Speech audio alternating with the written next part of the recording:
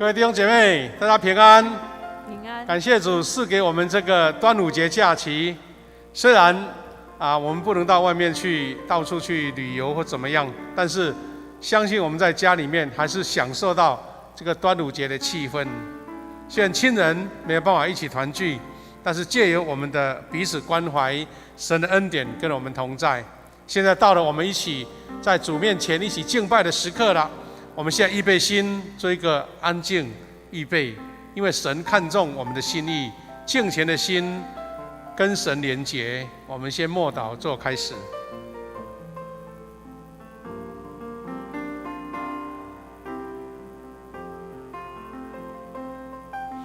各位弟兄姐妹，诗篇65篇第4节这样说：你所拣选，使他亲近你，住在你院中的，这人便为有福。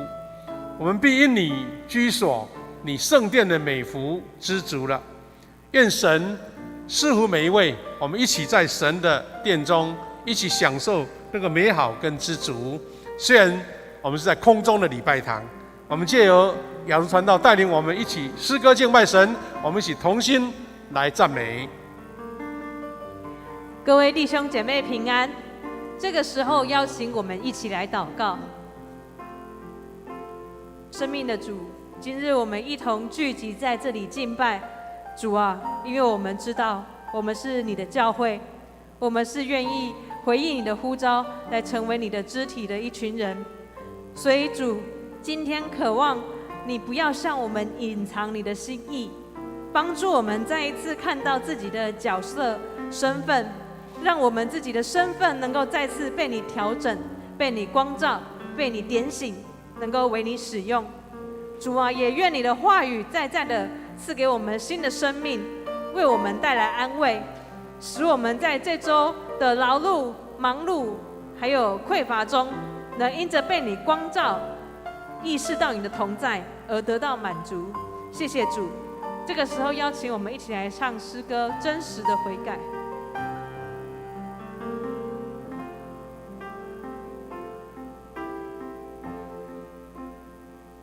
主，你已救赎我们，召聚我们，为你征战。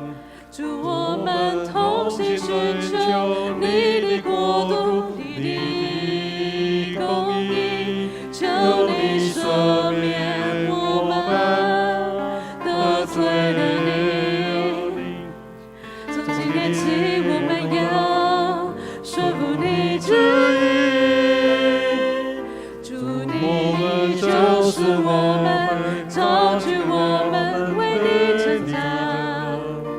主，我们同心寻求你的国度，你的公义，求你赦免我们得罪了你。从今天起，我们要顺服你旨意。我们真实的悔改，会转到你面前，求你赦免我们的罪，洁净我们的心。主，再次赐下你恩典，再次赐下你恩典，求你塑造我们生命，为你而活。圣道你喜悦，我们再次说：主已救赎我们，主你已救赎我们，召聚我们，为你征战。主，我们同心寻求你的国度，你的公义，求你赦免我们得罪了你。从今天起，我们要顺服你旨意。主，我们真实的悔改，会转到你面前，求你赦免我们的罪，洁净我们的心。主，再次赐下你恩典，再在此赐下怜悯。求你塑造我们生命，为你而活。主在此赐下你恩典，会转到你面前。求你赦免我们的罪，洁净我们的心。主在此赐下你恩典，在此赐下怜悯。求你塑造我们生命，为你而活，以神讨你心愿。这个时候，邀请我们花一些时间，我们把我们的生命摊开在主面前，恳求主来光照，也帮助我们能够真诚的悔改在主面前。我们将为自己来祷告。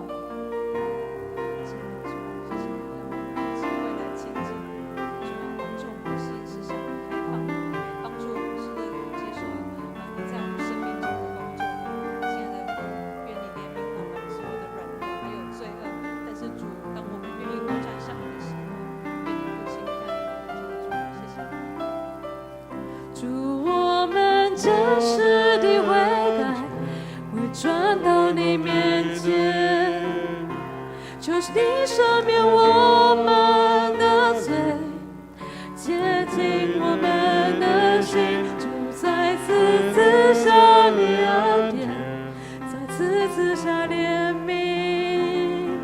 求你塑造我们生命，为你而活，以神讨你心愿。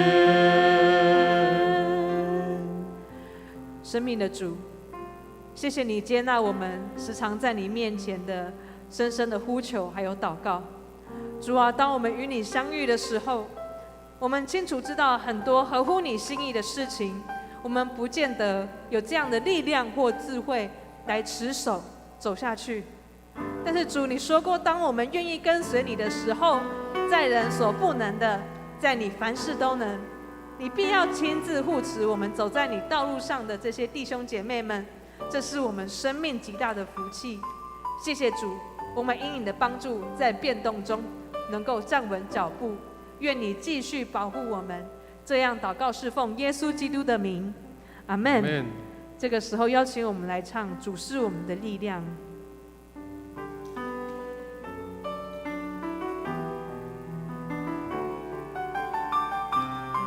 愿我们体会到主成为我们生命中的磐石。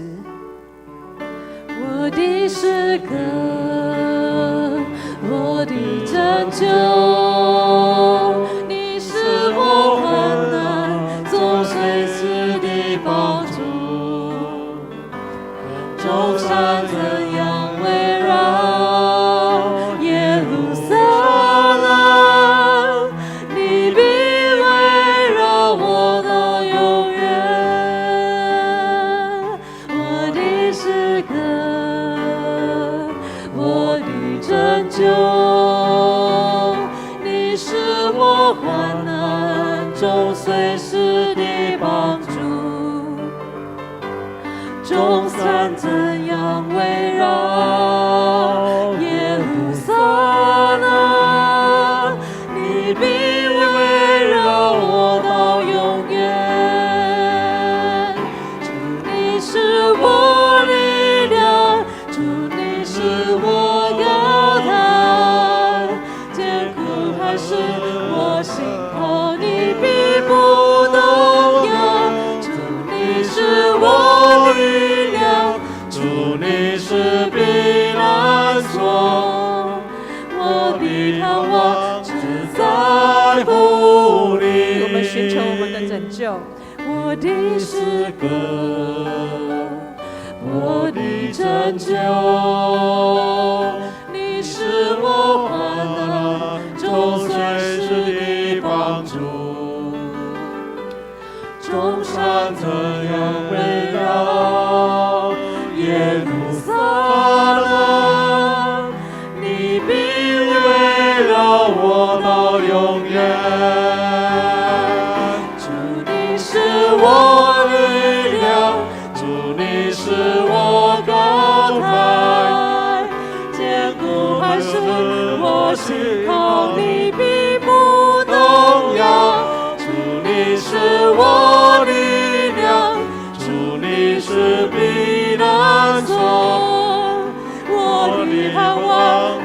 在乎你。主，你是我力量，主，你是我高台，坚固磐石，我信靠你必不动摇。主，你是我力量，主，你是避难所，我的盼望只在乎你。主，你是我力量，主，你是我高台，坚固磐石，我信靠你必不动摇。主，你是我力量，主，你是避难所，我的盼望只在乎你，我的盼望只在乎你。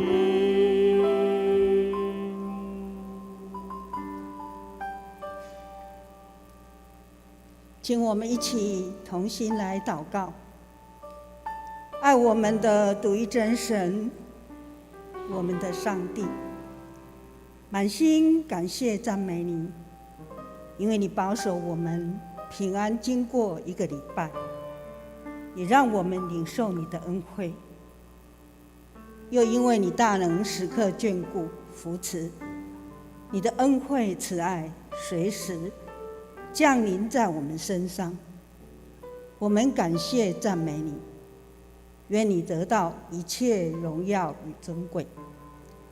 天父上帝，你知道我们切切渴慕寻求你，渴慕要到你面前，在你的圣殿敬拜你，在灵的里面得着喂养饱足，也愿你赐我们你的能力与荣耀。天父，因为你，我们的心欢喜满足，我们献上感谢与赞美。虽然因疫情关系无法有实体礼拜，兄弟姐妹不能够一起团契，但我们仍可以借着祷告互相代祷，彼此联络关怀，一起享受天父无限的爱。我们赞美，我们感谢你，爱我们的天父，感谢你赐下日光、空气，所有的一切，使我们丰盛有余。特别这个礼拜赐下许多雨水，来解除限水、缺水的问题，又让我们日日享受在天父恩典里面的丰盛。我们赞美，我们感谢你，也求你眷顾世界仍有许多面临饥饿、缺乏食物物资的人，恳求天父施恩怜悯，看顾他们。是大恩惠的主上帝，恳求你不要记得我们所犯的罪与过失，因着你圣子耶稣基督丰盛的慈悲，除去洗净我们的过犯，求你赦免我们，也因着主耶稣牺牲的爱，引导我们走在正义的道路。我们同心恳求天父，不要对我们停止你的慈爱，愿你的慈爱和诚实常常保护我们，帮助我们在生活中结出好果子来荣耀你。恳求主也赦免我们，除去我们破坏你美好的创造，造成国与国的战争、空气的污染、气候极端的变化、大自然破坏，许多违逆上主美好的创造的罪。求你怜悯赦免我们，我们同心祈求大全能主，愿你的国降临，愿你的慈爱公义行在地上，帮助我们能顺服你主权与旨意。我们将富强教会肢体软弱，求主看顾医治；家庭、婚姻、亲子遇到问题的，愿你成为他们家庭的主；经济、工作遇到困难的，求你扶持开路；信心冷淡的，愿主施恩帮助建造他们，使他们从软弱中得刚强。同时赐下安慰，在恩成兄全家在失去亲人的时候与他们同在，保守他们出入平安。我们的圣灵，我们的主上帝啊，我们谦卑恳求你，与世界台湾以及所有受苦的人同在，眷顾世界每个角落你的百姓们。现在我们因为面对疫情的威胁，导致经济、工作、学业、家庭生活都受影响，甚至所爱的亲人失去生命。主啊，恳求圣灵帮助扶持我们，单单仰望你，且从你而来，得着新盼望，让我们知道在耶稣基督里面一定战胜所有的困境。我们虔诚恳求圣灵上帝，愿你的能力加倍引导，保守台湾顺利经过这个疫情，百姓有平安，社会和谐。在这瘟疫患难的时候，我们确信你的保守，你会拯救我们脱离这个灾害，快速恢复正常的生活及你创造的秩序。主，你应许我们，当要将我们的事交托耶和华，并依靠他，他就必成全。帮助引导我们投靠在你翅膀的印下，等到灾害过去。求你的同在，平安早日临到。主啊，我们相信，我们宣告，你会成就我们所交托的，又赏赐你的能力来鼓励更新我们，使我们展翅高飞，重新得力。我们现在的敬拜全然交托在你手上，使我们在你施恩宝座前有渴慕的心，安静的灵，谦卑专一的心，来领受你的话，也听见你要对我们所说的。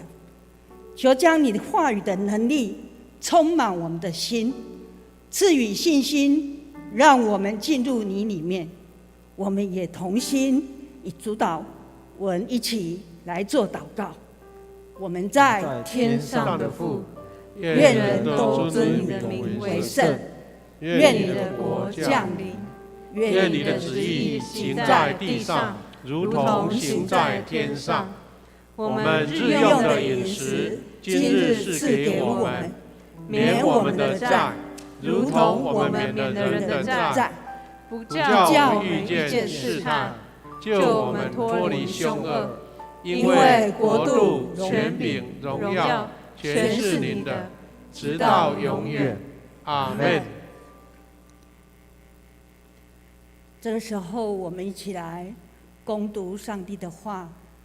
第一段约拿书3章第3到第10节，第二段启示录6章7到8节。我们一起来读，请。约拿服从上主的命令，就往尼尼微去。那是一座大城，需要3天的时间才走得完。约拿进城，走了1天的路程，就宣告，再过40天，尼尼微城要被毁灭了。尼尼微城的人相信上帝的话，所以他们决定要禁食。城里所有的人，无论大小，都披上麻布，表示痛悔。尼尼微王一听见这消息，就离开宝座，脱下王袍，披上麻布，坐在灰中。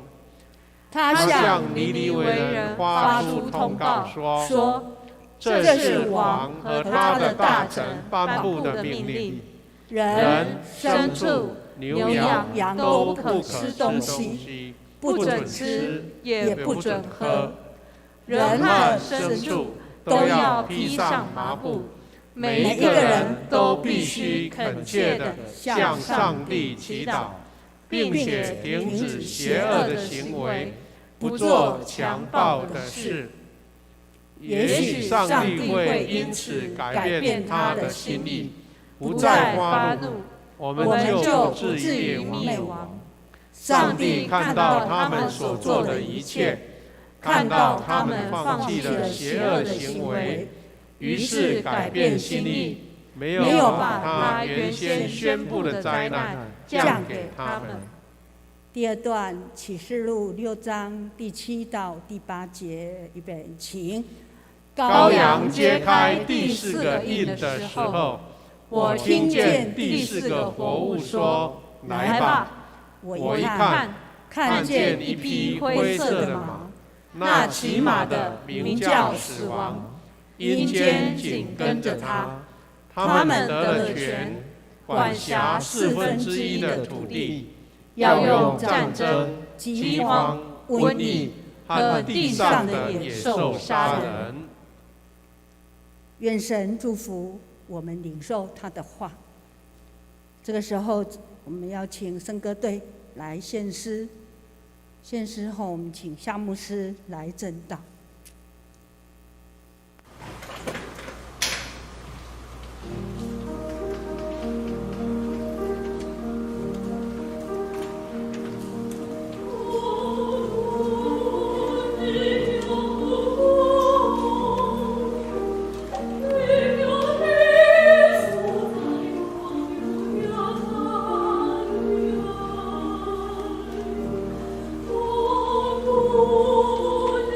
我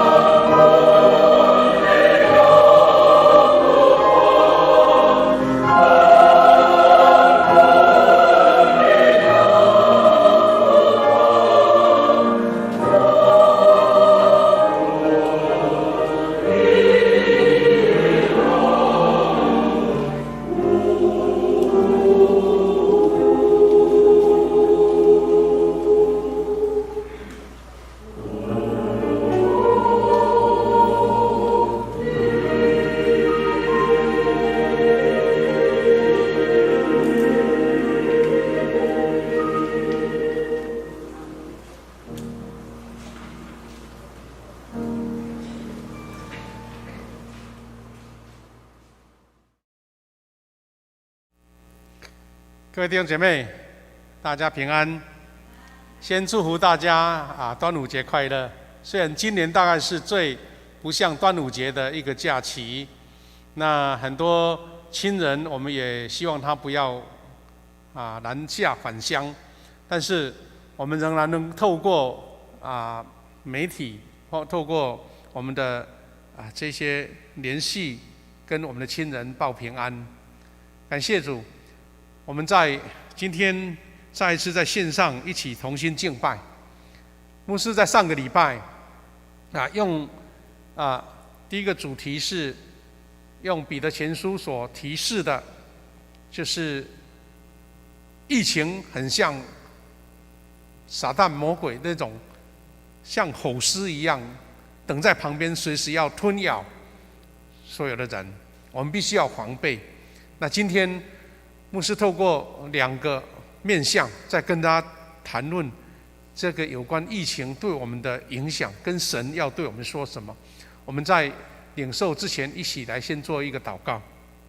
慈悲的父神，我们将这个讲台交给你，因为圣灵亲自对我们说话，才能看见神要对我们的心意。求你借着你的仆人所分享的，也能够在圣灵当中来感动我们每一位。我们将以下的时间交托给你，祷告奉耶稣的名祈求，阿们。吼狮的疫情有时候是主动的，有时候是被动的。但是今天我们看到了2段经文，牧师要透过这个尼尼微城这个故事跟大家分享我们面对这个疫情所要学到的功课。第一段经文我们是读了约拿书那各位弟兄姐妹，我们很多人喜欢看约拿书，因为约拿书呢真的很像一篇短篇小说只有4章，而且都不长故事又很曲折离奇。约拿因为不想去尼尼微，他就逃跑了，到他施去。没想到在大海当中呢遇到了风浪，那艘货船呢，很多人很惊慌，到最后他们只好祷告说到底是谁得罪了神，所以呢要处理。后来真的约拿他自己的承认了，说他偷跑了，所以约拿被船上的人把他丢到海里面。那故事最出名的就是上帝派了一条大鱼把约拿吞到肚子里面来保护他。那约拿就在鱼肚里面祷告，求神赦免。那这个故事是在第3章提到了约拿他知道神在教训他，所以他就重新回到他的岗位，他到尼尼微城要奉主的名来宣告。那到底这个尼尼微城，他说是一个大城到底为什么上帝要来毁灭这个城呢？圣经有记载说，尼尼微城的罪恶达到上帝的面前，所以上帝才要约拿去宣告。我们可以先想这一句啦如果是这个城是罪大恶极，上帝根本不用宣告，直接毁灭就好了。但是上帝还差了约拿去宣告，这个就是一个非常重要的一个线索，是神还观念他的百姓，要让他们知道自己所做的错什么，不然的话被毁灭了，那些人根本不知道自己做错什么事了。约拿怎么宣告呢？他说再过40天，尼尼微城要被毁灭了。这是何等大的一种灾难呐！不过重点在哪边呢？很多人都敢讲这种话，随便乱讲都可以问题是，先知是根据神的话，而不是自己随便乱。如果像今天的话，一定会被告到那个法院去，说你是危言耸听，要不然就是传假信息，对不对？但是呢，第3章5节说，尼尼微城的人相信上帝的话，相信的，因为他们知道这个先知不是随随便便头脑坏掉，而是真的是神差他来讲的。更重要的是，这个城的人不是很多人相信上帝的话，是从上到下都同心合意的在主面前真诚痛悔。各位弟兄姐妹，这个故事给我们今天台湾面临我们说同岛一命的这个防疫，给我们什么启示呢？尼尼微城的人，他们同心在主面前，他们的悔改是彻底而且是到位的哦。等一下我们一起读那段经文，刚刚读过了。所以难怪上帝呢，因而改变他的心意，没有照原先宣布的灾难降给他们。尼尼微城怎么回应呢？我们看这段经文，约拿3章的13到10节，他说：尼尼微城的人相信上帝的话，所以他们决定要禁食。第一个是禁食，而且城里所有的人无论大小都披上麻布表示痛悔。在古代，穿麻布就是一种忧伤痛悔，没有欢乐的。那不只是百姓，包括尼尼微王，他一听见这个消息，他说就离开宝座，他就不再看重他自己的位置了，他脱下王袍，表示他也不再象征他的身份了，他是谦卑在主面前，披上麻布，坐在灰中。好，麻布是代表忧伤痛悔，坐在灰中是表示这个灰就是表示一种完全不再看自己的面相，不自己的面容，不自己的矜持，自己的所有的形象了，那是一个痛悔的表示。而且这个王跟所有的百姓做一个非常严谨的宣告，他说他向尼尼微人发出通知说，这是王和他的大臣宣布的命令。王和大臣，这个命令是什么？人、牲畜、牛羊都不可吃东西，就禁食的意思，不准吃也不准喝。人和牲畜都要披上麻布，每一个人都必须恳切向上帝祷告，不只是外在的这个行动，而且诚心的在神面前开口祷告。不止这样，向神哀求之外，要停止邪恶的行为，不做强暴的事。你看，从上到下，不分男女老幼，还包括牲畜。第二个，不只是有外在的一种痛悔的行为，还包括向神祷告，而且呢，要远离恶事，不做强暴的事。看来尼尼微城的人应该是隐隐约约知道说，他们大祸临头到底是什么原因呢？不然他不会全城的人都这样的战战兢兢。就是因为这一群人，他们看重约拿先知的宣告，所以他们的行动改变了上帝的心意。第9节说，也许上帝会因此改变他的心意，不再发怒，我们就不至于灭亡。换句话说，尼尼微城的人用尽各种方式要跟神恳求，我们用行动来表达，我们要全城同心合意，为了要向神讨怜悯。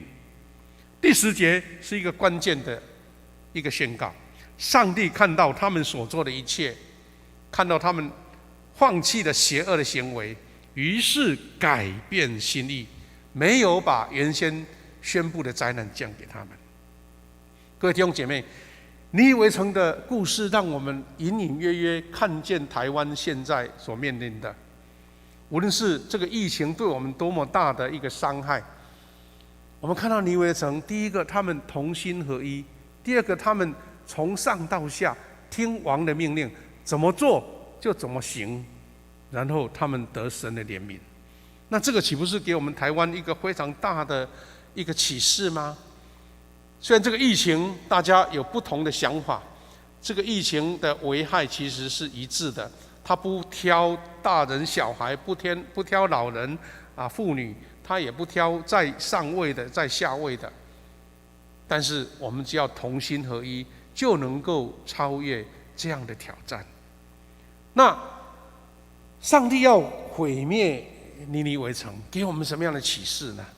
今天我们面对的这个百年难见的一个疫情，去年我们只是看新闻，看到全世界各地在灾难中，我们还侥幸，我说我们活在这个小岛还能够平安。但是现在轮到我们面对了，这给我们什么启示呢？灾难跟瘟疫是跟上帝的怒气有关吗？这是我们基督徒要思考的。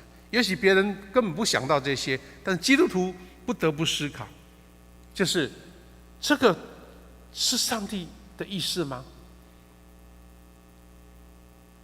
这是上帝主动出手来教训吗？或是上帝迫不得已被动的管教？我们常常可以看到一个思考，就是人因为行恶事了，我们做了很多坏事，然后大自然就反扑了。因为很多专家都在研究说，为什么停那么久的疫情突然间又来了？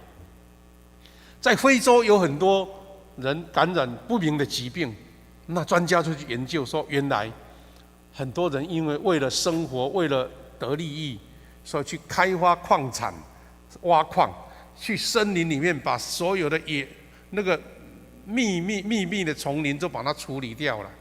好啦，看得见的是你得到了这些树林里面或是矿里面的一些有用的物质，但是藏在里面的很多微生物、很多病毒，它没地方跑，它只有反扑。我最近看了一个非常很扎心的一个评论哈，一句短句的评论，他怎么说呢？他说人行恶事的反思的这个评论，他怎么说？他说人会生病是病毒在攻击人体，这个大家都知道哈。但是他说说不定，他就是用比喻嘛。地球才是个人呢，地球就是一个生命体。那我们人类呢？因为贪婪，因为破坏，因为贪心，因为想要拥有去开发，人反而成为这个地球上的病毒。听起来哇，有一点感觉非常的那个鸡皮疙瘩都起来了。地球怕人类了，人类害这个地球生病了，对不对？所以呢，反而那一些看不见的病毒就是地球的抗体。我不知道你同不同意，但是我觉得对我们人类真的很大的一个提醒。我们人反而成了地球的病毒，地球的病毒它是抗体，为了要反攻我们人类对它的伤害。但是无论如何，尼尼微城的人因为同心合一，在主面前迫切悔改撒灰穿麻布，神怎么样回应呢？上帝的爱仍然是他的初衷。约拿书的4章11节，有空我们可以翻第4章的经文，很有趣。上帝说：何况这尼尼微大城，其中不能分辨左手右手的有12万多人，并有许多牲畜，我岂能不爱惜呢？换句话说，不能分辨左右手，大概是谁啊？谁不能分辨左右手？大概是小朋友嘛，要不然就是老年人，已经智能失去了。那连这个弱势的已经有12万多人，那健康的成人就更多了。上帝说：我怎么不怜惜这样呢？所以各位弟兄姐妹，这个灾难我们不要一下子就想说上帝有事没事就要拿人类来开玩笑。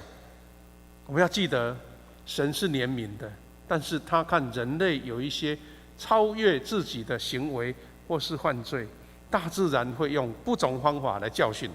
那这才是我们自己要提醒、要警醒的地方。如果我们能知足，我们能够与这个大自然和谐相处，这样的危害就不会来。第二个，我们刚刚说上帝是不是他的教训或者灾难来教训人类？第二个，有人提到说，圣经有提到瘟疫是不是末世的征兆？各位弟兄姐妹，你知道什么叫末世？末世就是耶稣要再来了。这个世界要全部被毁灭了。2000年来这样的末世的那个预言太多了。我们不是要好像故意危言耸听，而是我们要来想一想，神到底借着这个瘟疫给我们什么样的教导？刚刚我们读了第2段经文，启示录第6章第7节到第8节，那是一段非常有趣，或是让人觉得有很多启发的一个预言呐哈。他说：“羔羊揭开第4个印的时候，我听见第4个活物说：来吧！我一看，看见一匹灰色的马。”好，我们知道启示录里面有一些启示的语言，我们不是很觉得很真实，但是是在预言。他说，揭开7个印，其中的第4个印是灰马，骑着一匹灰马。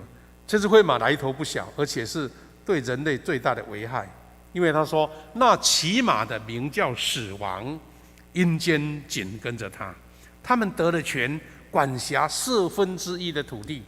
哇，等于是一个地球1/4都被他占去了，就是他的危害到那么严重呢。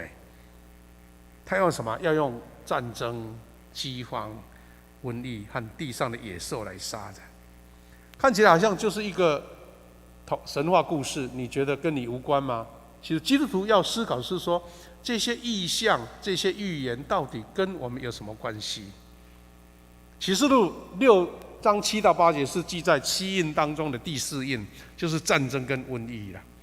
那我们是要想说，这个描述的景象跟今天我们面对的瘟疫跟灾难有什么样相对照的地方？有什么样互相结合的部分，才是我们要警醒的。有圣经学者这样研究说，第4印是在讲什么呢？是主耶稣2次降临之间所谓的广义的末日中所要发生的事。那这个是比较深刻的一个圣经的解释了。简单来讲，耶稣第1次降生就是在我们的主耶稣降生嘛，在巴勒斯坦这个地方传福音嘛，33年，这是他第1次。然后耶稣升天的时候，他说我要再来，所以是第2次再来。这两次降临之间，很多瘟疫、很多战争、很多人跟人的攻打、攻击，这些都是一个末日的一个象征，而不是全面的，所以叫广义。换句话说，前几个月印度发生了那么严重的疫情，很多人死去了，连亲人或是连政府都来不及救他。我想那个地方那个时段，他们真的感受到末日。在几个月前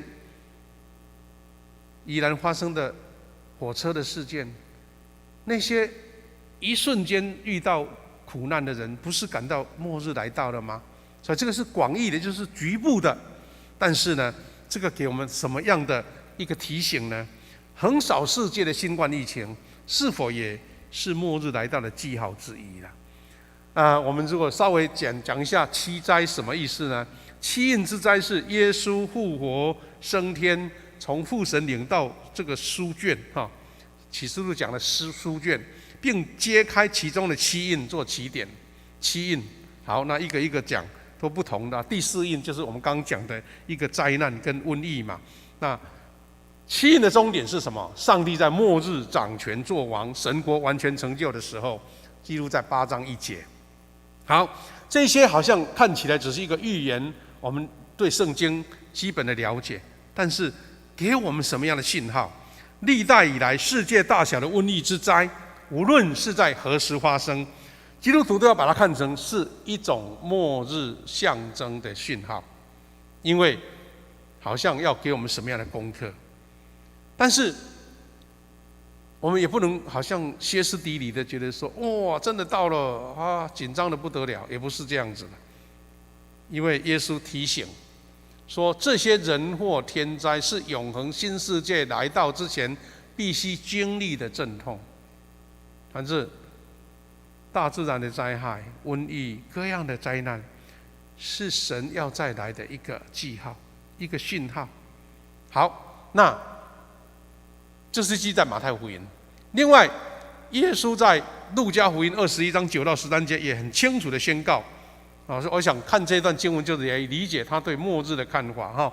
他说：“当你们听见战争和叛乱的消息时，不要害怕，这些事必然会先发生，但是并不是说历史的终局快到了，有这样的迹象，但是不要误传说这个历史终局要到了。”耶稣接着说：“一个民族要跟另一个民族征战，一个国家要攻打另一个国家。”11节，到处会有严重的地震、饥荒、瘟疫，又有可怕奇迹异象在空中来出现。这些都是一个信号。但耶稣提醒我们说：“可是，在这些事发生以前，你们要被逮捕并遭受迫害，人要把你们交给会堂审问，又使你们坐牢。为我的缘故，你们要被带到君王和统治者面前。”主耶稣这个时候是对当时的门徒讲的，但这些话仍然有效。在今天我们面对现在世界有好多国家是对基督教是敌意的，是到处逮捕的，是一传福音就被关的，甚至有些要失去生命的，在这个地方都还在。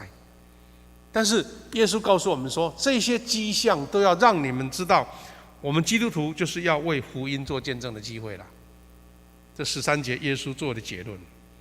各位弟兄姐妹，我们安静思考，我们现在在家里面躲疫情，到底什么事情让你是最优先思考的呢？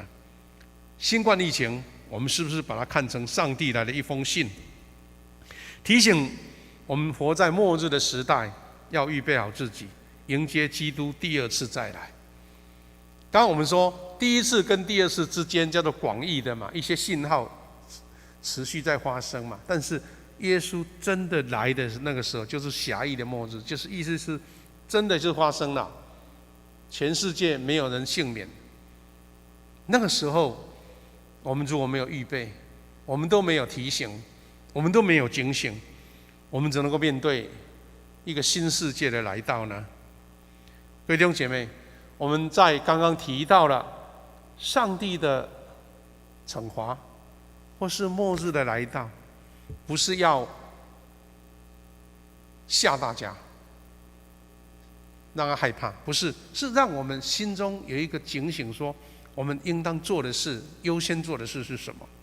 当疫情扩散、人心破碎、彷徨的时刻，大家彼此互相不信任，甚至会对违规的人大呼小叫的。我们看到这个时刻，人彼此不信任的时候，我们亲人不能在一起的时候，有的人忧伤，有的人因为太压抑了，闷在家里面，心里会出问题的。刚刚开始宣布的时候，1个月前，可能很多人很新鲜，觉得说那不用外出啊，很好啊，在家里面多好待在家里面，窝在家里面。前1-2个礼拜，我们会觉得很新鲜、很好奇，但是再来，因为你的生活作息、你的工作、你的方式都不一样了。如果你没有找到一个重点，你会开始心慌你会在觉得我到底失落了什么？这个时候就是我们跟神更亲密的时候，因为你要调整你的作息，你要让神的爱在你面前产生新的力量，产生新的突破。所以这个时候也是我们见证基督的时刻。我们看到圣经在记录当中有5次瘟疫的历史了，它可以给我们提醒什么呢？这些事件很简单带过。第一个，出埃及记第9章，因为法老心里刚硬，瘟疫就在埃及传播，所有的牲畜都死掉了。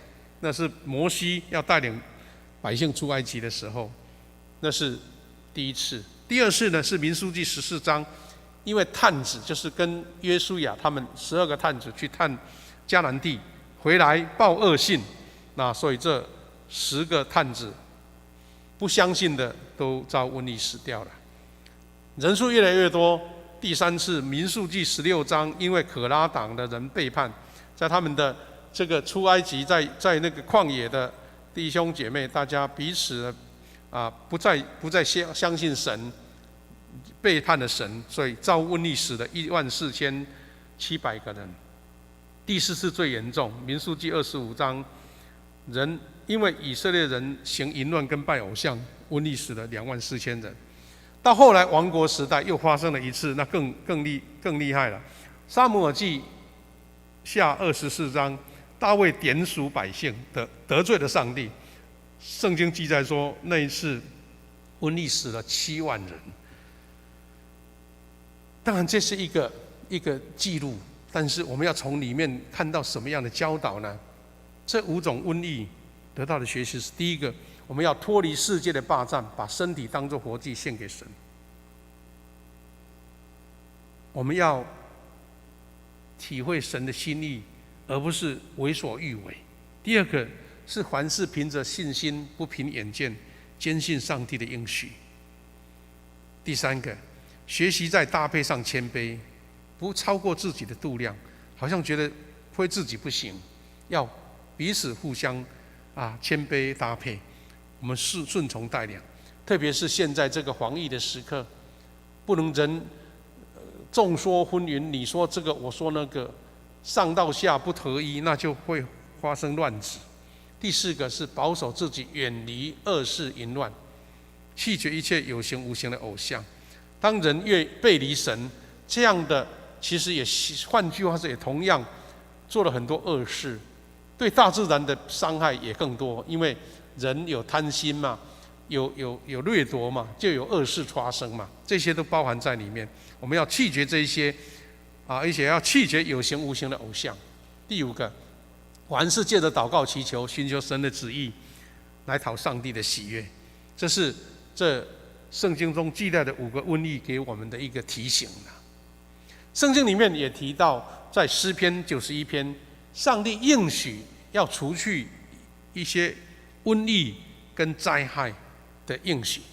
第一个91篇的3节说，他必救你脱离毒害的瘟疫。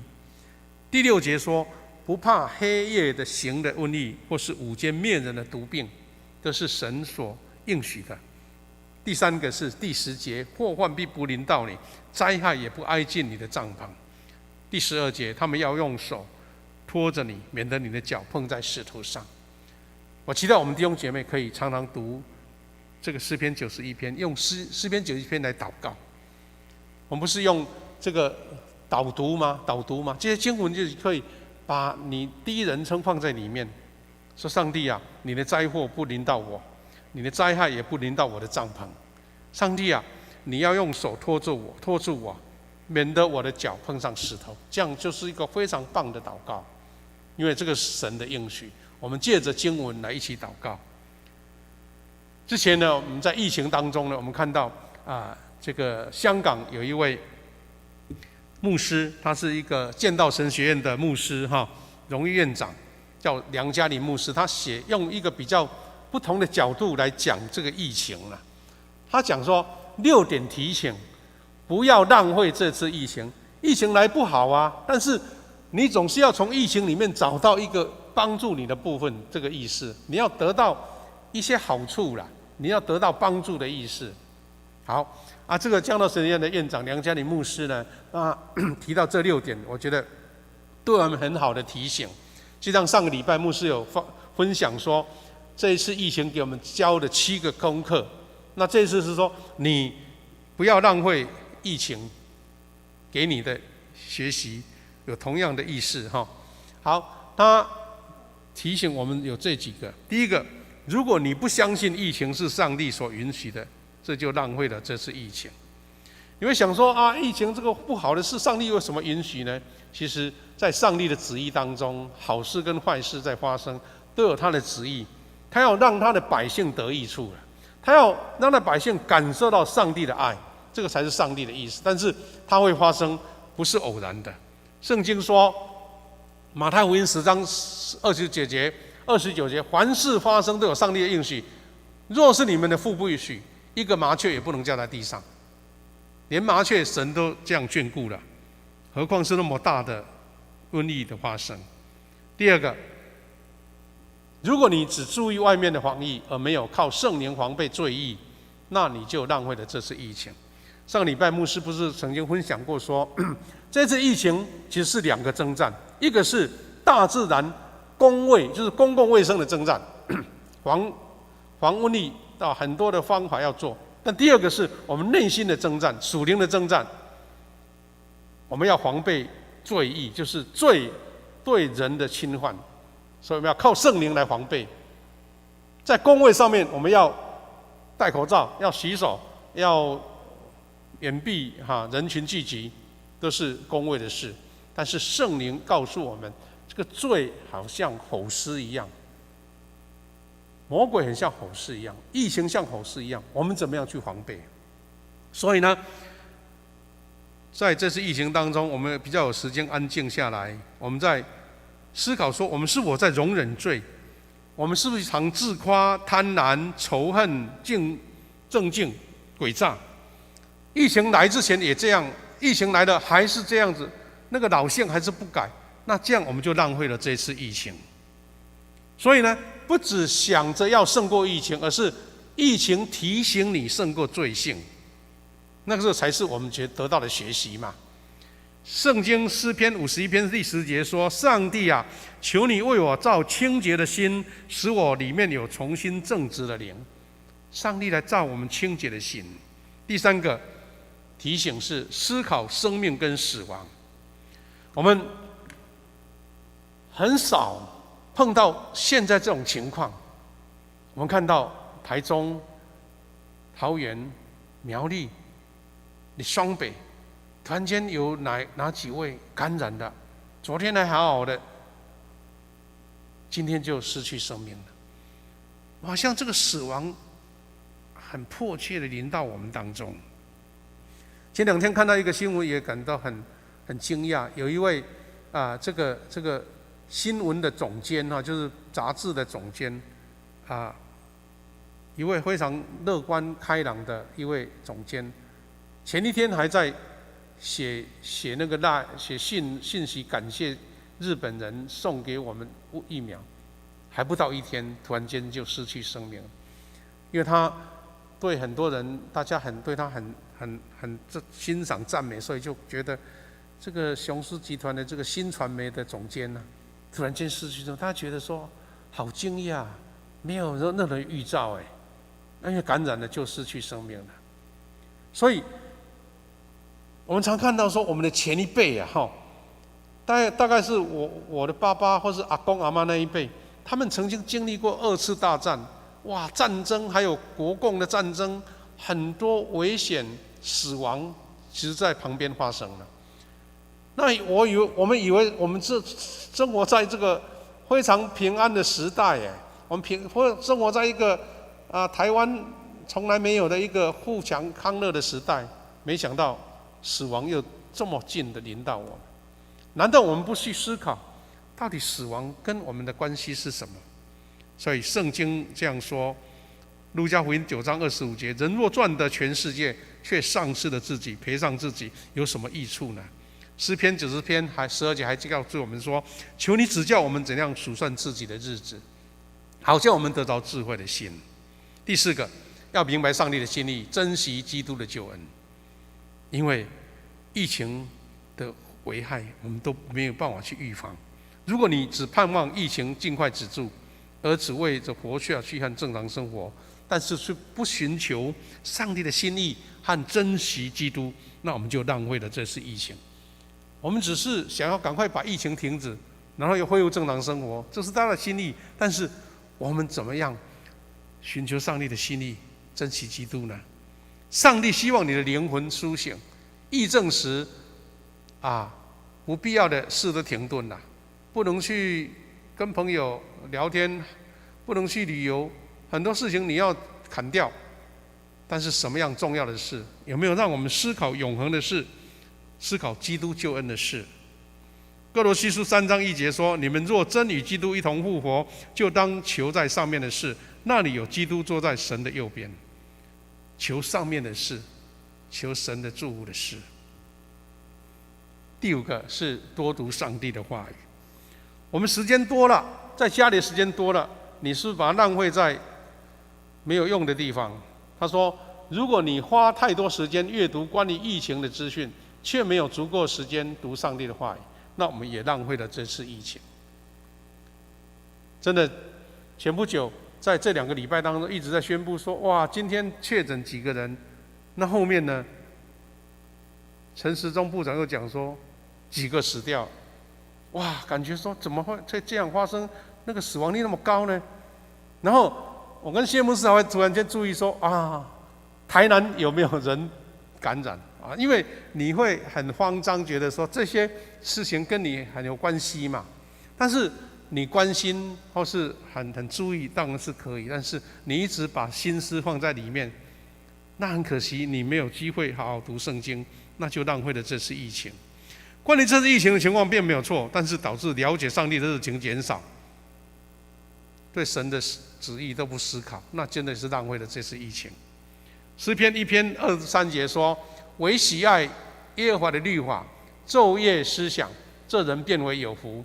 他要像一棵树栽在溪水旁，按时结果子，叶子不枯干，他所做的一切都顺利。”最后，我们一起思考，在这次疫情当中，我们有没有把握机会，为基督的真实和荣耀做见证？如果你没有好好利用这次疫情，让它成为基督真实和荣耀的见证，我们就浪费了这次疫情。圣经哥林多前书1章22节到23节这样告诉我们说：犹太人是要神机，希腊人是求智慧，我们却是传钉十字架的基督。在犹太人为绊脚石，在外邦人为愚拙。各位弟兄姐妹，疫情如吼狮，我们要同心守望。我们除了警醒，上帝在这件事情教导我们什么？第二个，在末日的一种思维当中，我们怎么样趁末日还没到的时候，赶紧思考这个永恒生命的事。在很多人还不认识主的时候，我们怎么样借着这个疫情，让人家知道，在神的安稳里面，无论是生是死，我们都是神所爱的，我们就不会有慌张，我们就不会觉得我们好像没有得到什么，失去什么。求神将这样的恩典赐给我们每一位弟兄姐妹，让我们一起在会后的时候，如果你还有时间呢，我们可以一起做家庭祭坛，或是一起分享跟讨论，特别是彼此做代祷，也借这个机会打电话给我们在外的亲人，跟他们分享神的爱。那这个讨论的题目都放在周报里面或是网络里面，我们可以志同来看。牧师要借着这个投影片的代祷事项，邀大家一起做代祷。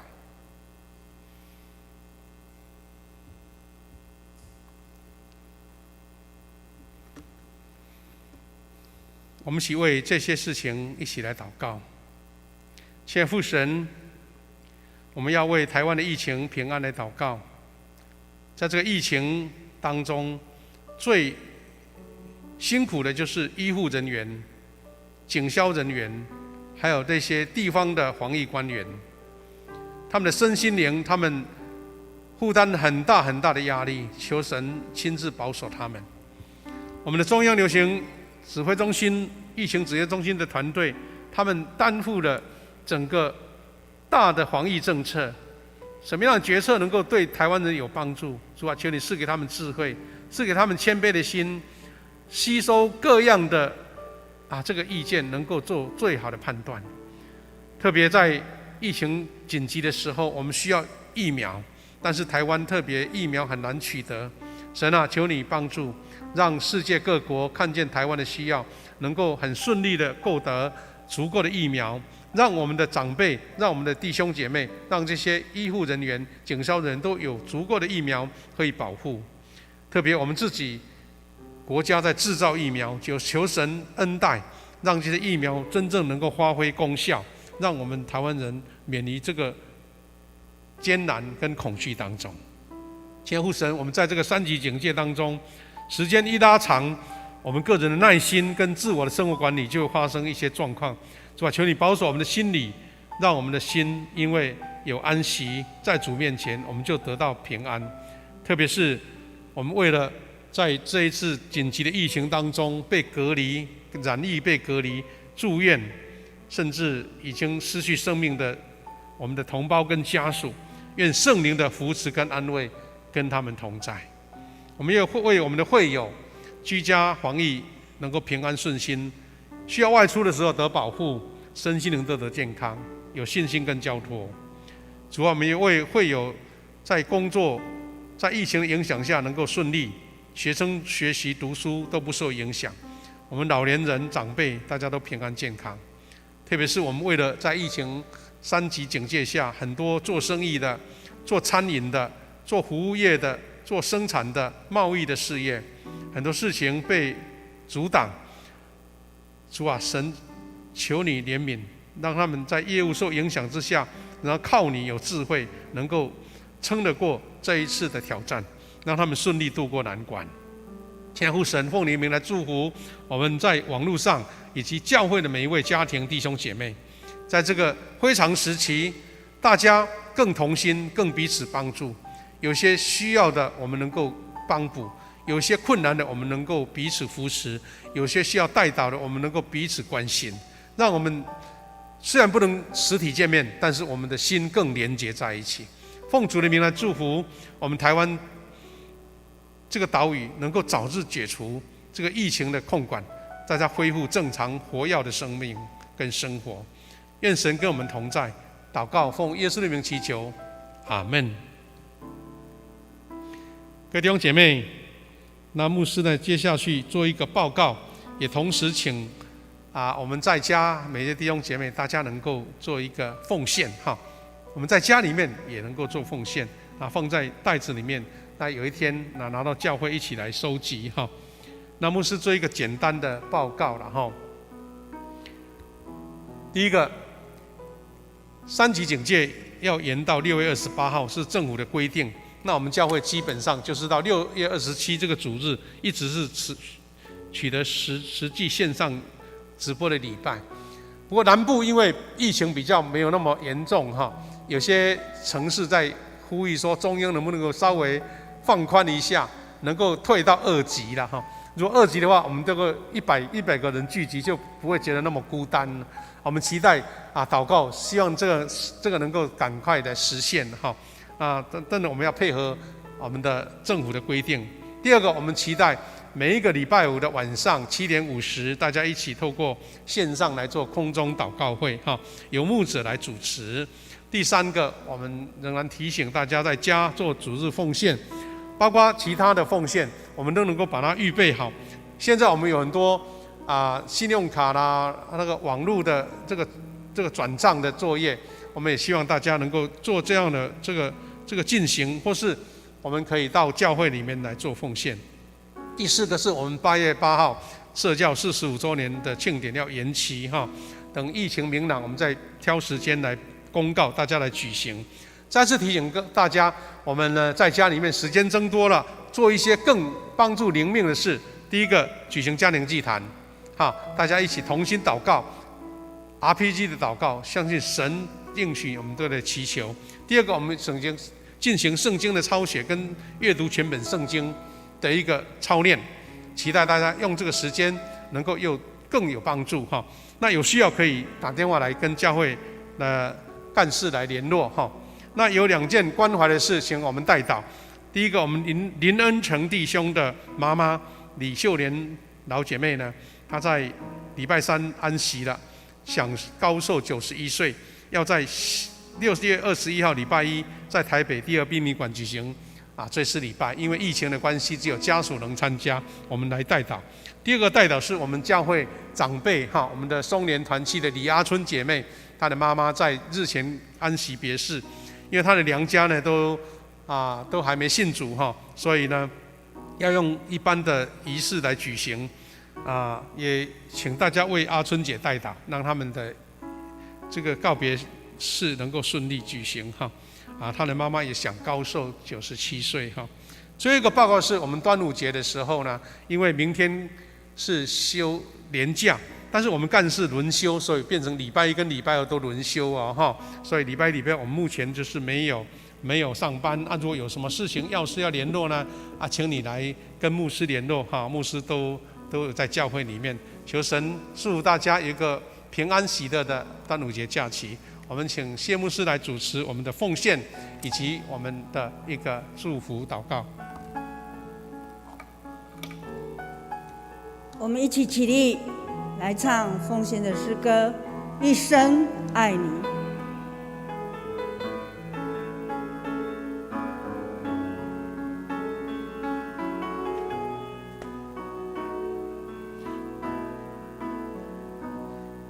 亲爱的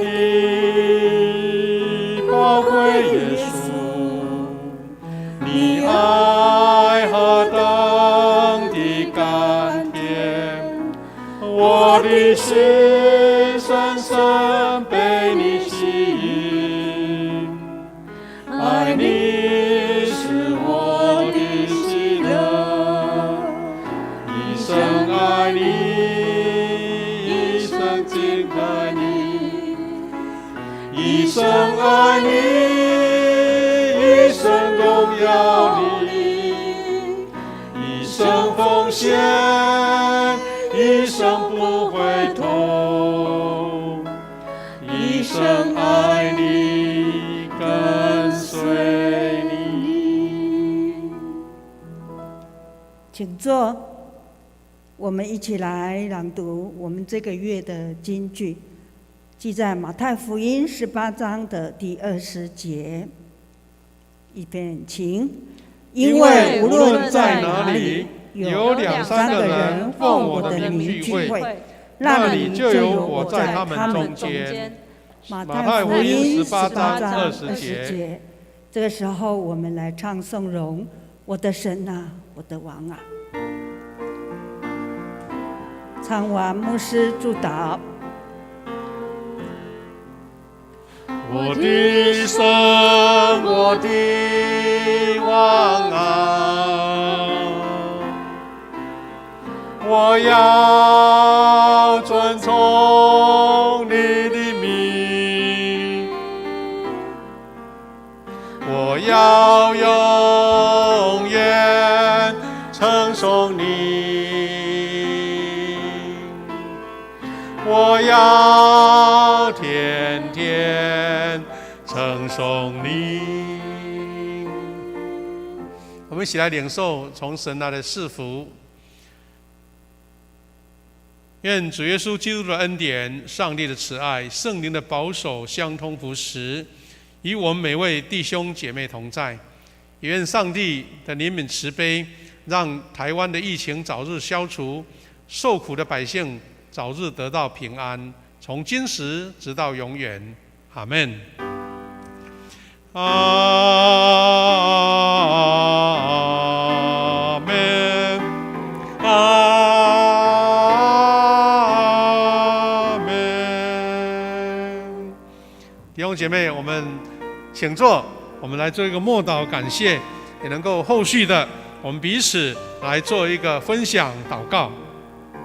谢谢大家。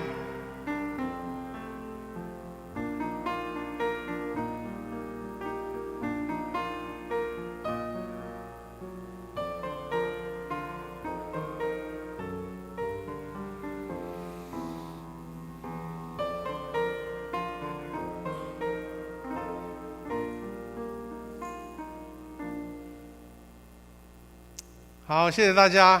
今天我们有子兰执事来参加，让我们得到很多的鼓励，拍手一下。